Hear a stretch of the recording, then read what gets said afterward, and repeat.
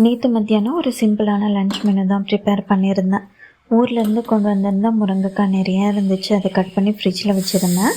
அத்தை தான் இந்த ஐடியா கொடுத்தாங்க, மத்தியானத்துக்கு முருங்கைக்காய் குழம்பு வச்சிட்டின்னா அதுவே நைட்டு தோசைக்கும் யூஸ் பண்ணிக்கலாம்லன்னு சொல்லி.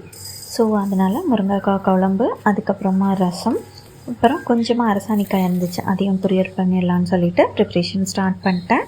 பருப்பு செஞ்சுருந்தேன்னா அந்த தண்ணியவே எடுத்து ரசம் வச்சுடுவேன். பருப்பு செய்யாத நாட்கள் என்ன பண்ணுவேன்னா, குக்கரில் கொஞ்சமாக பருப்பு, தக்காளி, மஞ்சத்தூள், தண்ணியும் சேர்த்து ஒரு 5-6 விசில் விட்டுட்டு அதுக்கப்புறமா அதை எடுத்து கரைச்சி ரசம் வச்சுடுவேன். எனக்கு ப்ளெயினாக புளி ரசம் மாதிரி வச்சா பிடிக்காது. கொஞ்சம் பருப்பு தண்ணி இருந்தால் தான் எனக்கு ரசம் ரொம்ப பிடிக்கும். ஸோ நான் இந்த மாதிரி தான் பண்ணுவேன். நேற்று பெருசாக கேக்கடோஸ் எதுவும் இல்லை. ஸோ ப்ரிப்ரேஷன் ஒர்க்கெல்லாம் பண்ணி வச்சுடுவேன். அதாவது சுகரெல்லாம் பவுடர் பண்ணி வைக்கிறது, அதுக்கப்புறமா பட்டர் ஷீட்டெல்லாம் டின்னு சைஸுக்கு தகுந்த மாதிரி கட் பண்ணி வைக்கிறதுன்னு சொல்லிட்டு. ஸோ பிஸியான நாட்களில் நம்ம உடனுக்குடனே அதை எடுத்து யூஸ் பண்ணிக்கலாம்ல. ஸோ இந்த மாதிரி ஒர்க்கெல்லாம் நான் ஃப்ரீயாக இருக்கிற டைமில் பண்ணிவிடுவேன்.